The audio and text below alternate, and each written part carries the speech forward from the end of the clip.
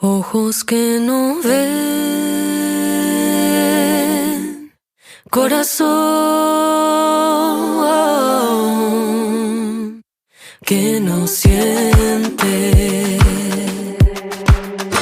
Hello, everybody. My name is Nia Padilla, and if you don't know me, I am a Latina singer-songwriter born and raised in Los Angeles, and I'm super excited to be here with Rosie on her podcast, Latina in America, to share my story and all the cool things that I got going on.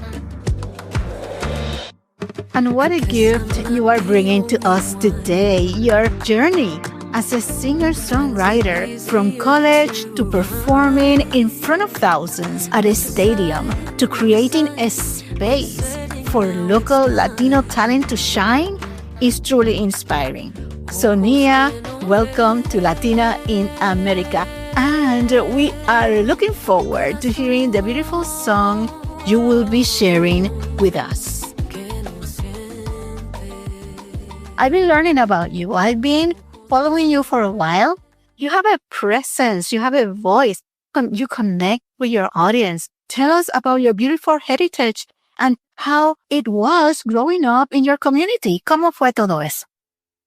Being born here in Los Angeles, I was so blessed to have so much Mexican culture. So Chicana, mis papás son de Mexico, but I was first generation. So growing up, I was very much aware that I was Mexican. I had all my family here as well. And cada domingo era ir a misa y ir con tu abuelita y festejar un cumpleaños, a baby shower, or lo que sea. It was always, every single weekend, it was all about family. It gave me a sense of identity at a really young age.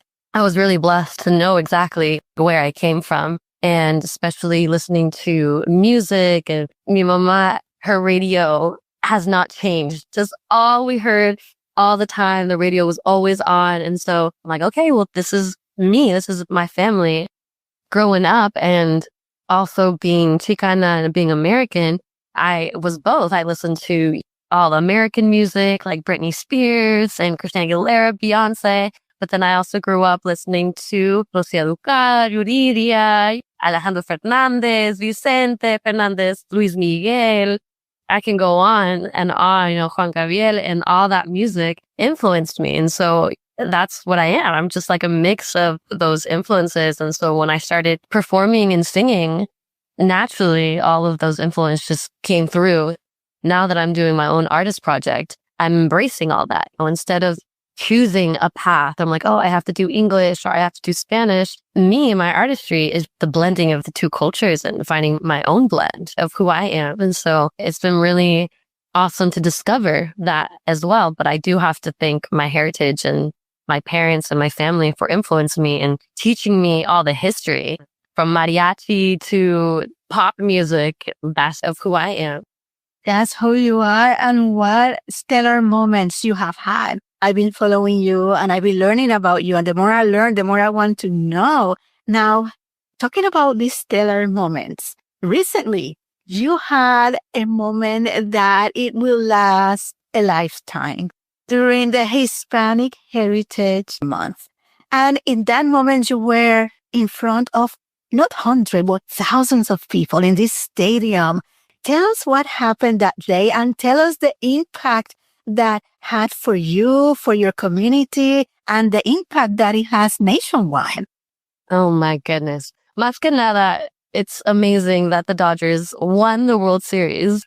For me and my family, I'm now a part of their history, and I was a part of their season. And that impact itself is lifetime. I was just telling my mom and dad, I was just like, oh, I can tell my grandkids that I got to sing for the world champions.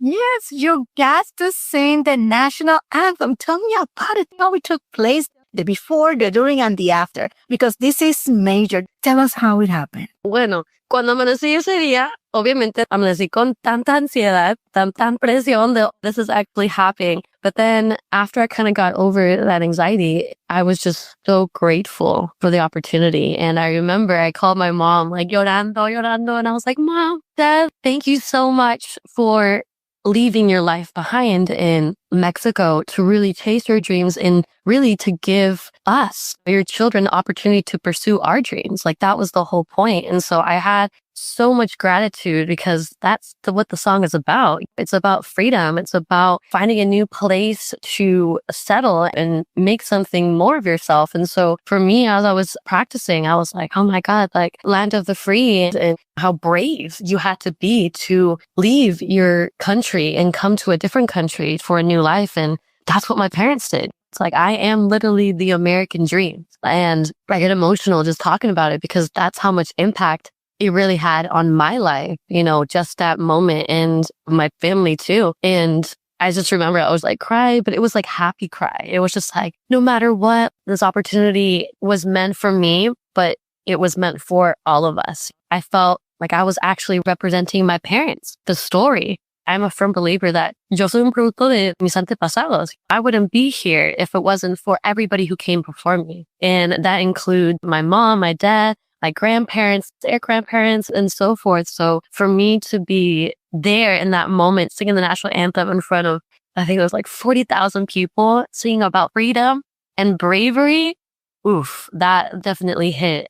It was a moment I will be so proud of. And when I got off the stage, the first thing I went was, gave a hug to my mom and dad, and we were crying, and it was un momento tan orgulloso, and I'll never forget it. For my parents too. Everybody was telling my parents, wow, qué orgullo, no, de verdad. And it is, but more than anything, it was for everybody, for my entire family to be a part of that. I think I had like almost 100 of my family members come and celebrate with me that night. And more importantly, it was like a Hispanic heritage night. So at the end of the night, the Dodgers had won, and then they had a whole drone show of Hispanic heritage and chariadas and mariachi music. It just felt like it was meant to be. And I was there holding it down for my family and for my family stories. And what a moment it was. And you share these moments on Instagram, the preparation, being on the stage, and everybody embracing that moment. And then when it was done, I saw you going to your parents and hugging them, and your family embracing you. The celebration at the stadium, it was a celebration of heritage and unity. And I am so proud of you. It was inspiring seeing you there. Gracias. One of my favorite quotes is, a moment might last seconds, but the memory lives on forever. That's what it was. Because that song was only like a minute and a half, and I sang it and I was like, that's it? I'm done? But there was definitely a sense of so much joy and calmness too. Like I remember when I just stood up, the feeling of just do the thing, and I blacked out, and I was just so in the moment, exactly how I needed it to be. And I remember le estaba pidiendo a Dios, and I was like, Dios, por favor, dame la paciencia de just be here and the strength to take it all in. And he did. And he did.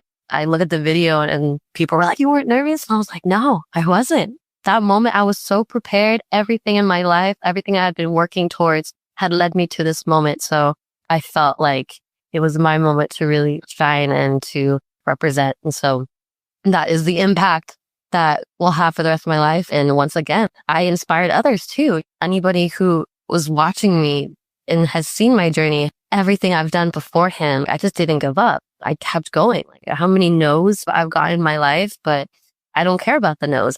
I'm there for the yeses, for the people who are going to give me a chance to sing. And when that opportunity landed for me, firstly, I ran with it. And for anybody who's also listening and who's also an aspiring singer, when you're so passionate about doing what you do, there is no wrong. If you do everything with love and you do everything with all the right intentions, you can't go wrong.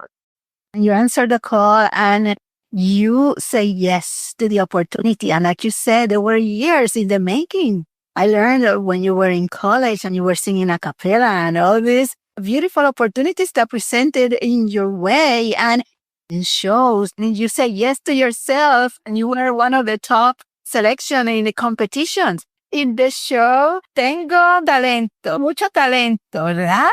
I think back to that season, and I was in my last year of college. I was a senior, and I was juggling so much. Like I was juggling a full plate of classes as well as extracurriculars.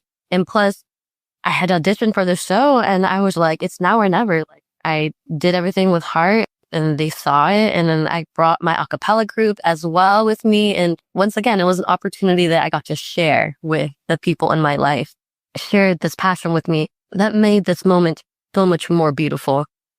Thinking back about everything that has led me to this moment, it's really incredible to see that when I said yes, when I auditioned, I had no idea that I would make it to the grand finale. That show really projected me into the direction I am today. I would then continue to pursue an artist project and be in bands and sing. Because I'd never stopped, I literally had gotten to do everything I wanted to do with music up to this point. And my dream has always been to make my art. And my dad tells me all the time to do something you love and then get paid for it. Not all the time. To get paid for it is just a dream. And so when I get to these opportunities, wow, this is a dream come true. Like I dreamed about this and now I'm living it. And so I think we had this conversation about like manifesting, and it's kind of that same thing. It's if you can't stop thinking about it, then one way or another, it's going to happen. It's going to happen because your thoughts influence your actions, and every action is going to lead into a direction, and that direction is going to lead you into the destination that you're ultimately thinking about. So consciously, you're already on your way. As long as I keep thinking and I keep manifesting all these opportunities and I keep putting in the work, doing the practice. Doing the practice, because we have given these beautiful dreams and there is no clear path how to achieve them. But there is something that is so innate to us that we know when we are doing the right thing, even if there is no reward that we can see immediately. But we know that this is part of the process. And talking about that, you've been nominated for several awards. And there was a video that is so significant because I can imagine what it means to be in the presence of being asked by the one and only Diane Warren to perform this amazing song. Tell us, how was that experience to sing live with her? Yes, about a year ago, that's what happened. And they had just reposted the video not too long ago. And once again, it was an opportunity that felt like it was made for me because it was about the fire inside, which is the Hot Cheeto movie. If you are listening and you haven't seen it, it's directed by Longoria, and the movie is about sharing light of the Hispanic community and how hardworking we are. And when we have a dream, we just stick to it. And so that song was literally about having this fire inside, and no one's going to stop you as long as you have it. And so when I was learning the song and performing the song with her, it felt embodying what the entire movie was all about. And it was sung originally by Becky G, an amazing, incredible Chicana artist who has been working all her life and has a similar story of being a first generation and having parents and grandparents who came from Mexico, not having much, and just making something out of herself. And so I share a similar story where my parents also came here with not much, just with a dream and with the hope of having a better life for themselves and for their kids. I am that dream, and my parents definitely taught me what it means to have hard work, being humble and being so authentic in what you do. And that just kind of spills into my music. More than lyrics, it's a life. It's your life in a song, because you're not only a singer, but you're a songwriter as well. Tell me, what is your process that you go through writing songs? When do you decide if the song is going to be in English, in Spanglish, or Spanish? And when do you know that your song is finished? How is the process for you? I think for every songwriter who was listening, you can agree that sometimes you just never know. Sometimes you just got to put the period and move on. And then other songs, they kind of just like write themselves. And I always come back and think about the message. What do I want to say?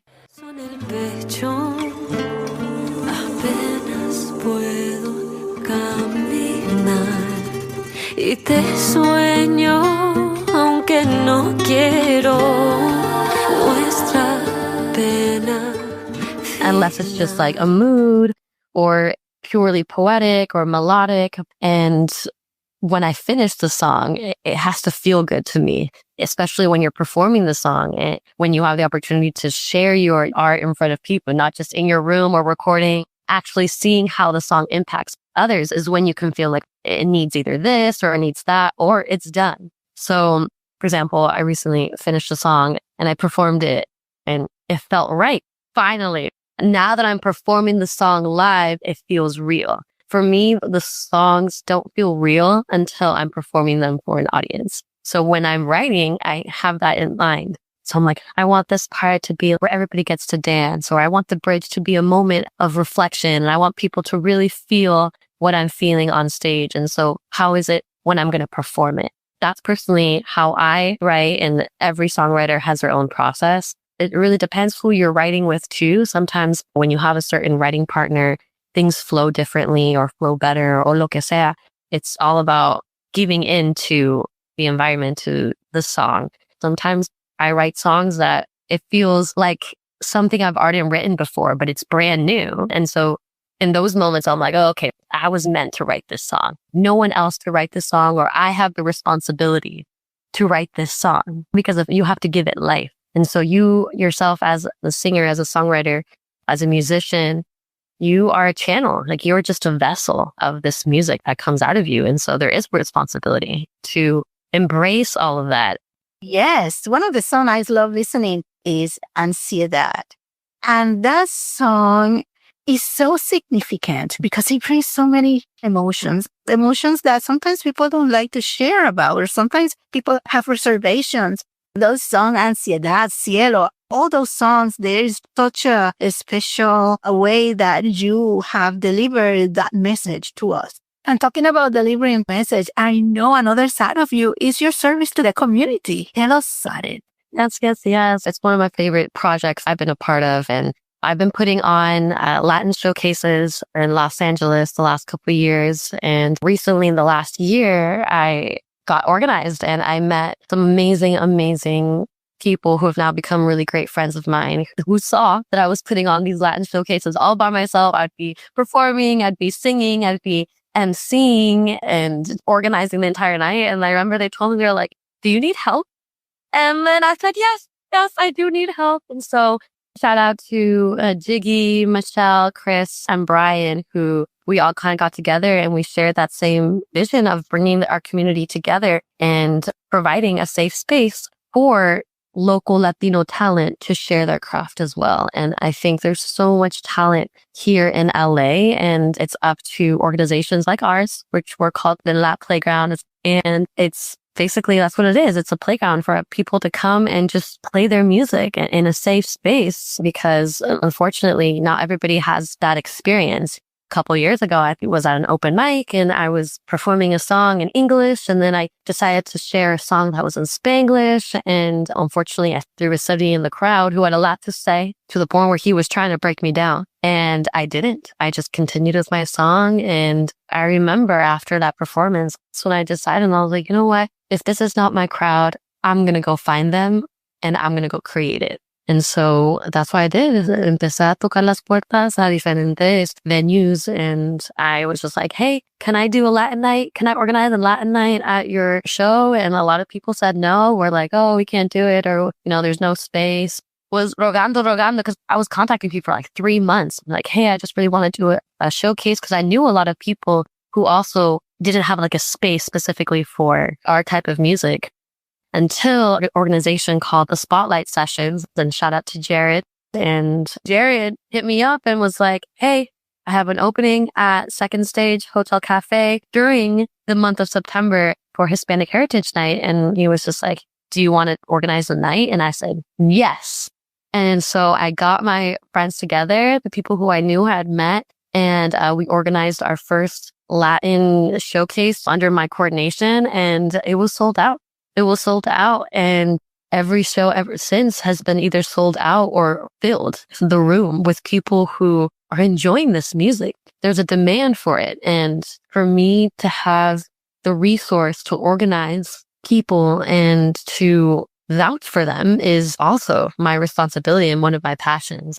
I used to work for the city of LA as an event coordinator. And so I would always be doing events for the community. And after the pandemic, I had to leave that job, but I still had this sense of wanting to bring people together, put on these events. And so I kind of used those skills and moved it to my event planning for the Latin showcases. And now we're 3 years later. We've had so many successful shows that I have a team now, we have an organization, and we have kind of our own reputation, and people know who we are. They're like, I'm like doing this in the playground. I was just like, yes, I am. Or I'd be at the shows, kind of walking around, making sure everything's all good. And I hear people saying like, I love these events. Like, I just feel like I'm at home. Because there is a need for our voices. If you have something that we haven't talked about and you want to share, what would that be? For me, if you are also a singer-songwriter listening to this podcast and you're trying to find a home for your music, please contact me so we can put you on and bring you to our community so that way you can also have these opportunities to share your art. It's all about community over competition. Because I'm so community-based, I want to share that and to build on to what I'm already doing with La Playground and also inspire others. Like if you find that there's a need in your community, instead of looking for somebody who's doing it, you be that person. You create it. And so many people will thank you for it. I always say too, you inspire others without knowing. And as long as you are staying true to your music and to your passions, you can't do wrong. We are almost reaching the end of this amazing conversation. And I'm looking forward to this song, Agua. Tú te mueves como el agua,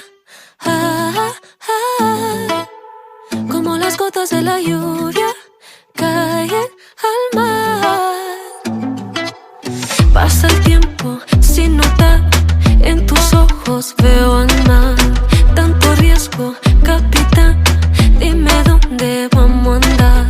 En tus brazos voy bailando, sin palabras, enseñando cómo tocas este ritmo, vibras junto al mío. Tú te mueves como el agua, como las gotas de la lluvia caen al mar. Una marea que me baña, vuelvo a bailar. Yo sé que entiendes lo que canta mi alma hablar.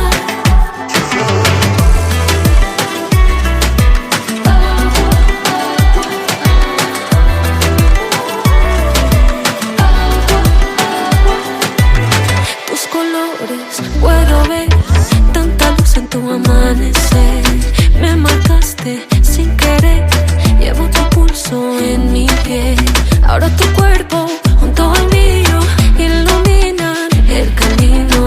Y este brillo es una fuente como un río, como un río. Tú te mueves como el agua,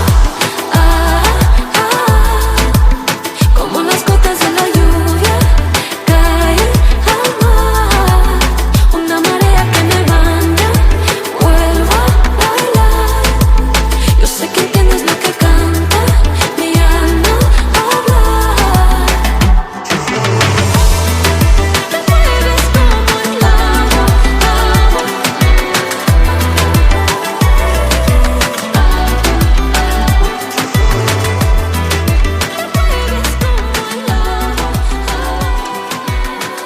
Thank you for saying yes to yourself, saying yes to the audience, saying yes to the opportunities, and for keeping your talent shining bright. Thank you again, Rosie, for having me, for letting me share my story, and así seguimos adelante. Where can people find you to get in touch with you? Yes, you can find me on the socials at Nia Padilla Music on Facebook and Instagram, and then on Spotify, Apple Music. You can find my projects as well, and also follow us at La Playground so you can come and join us for our next Hispanic event. Muchas gracias. Adelante. Has been a pleasure. Nos vemos. Saludos a la familia. Adiós.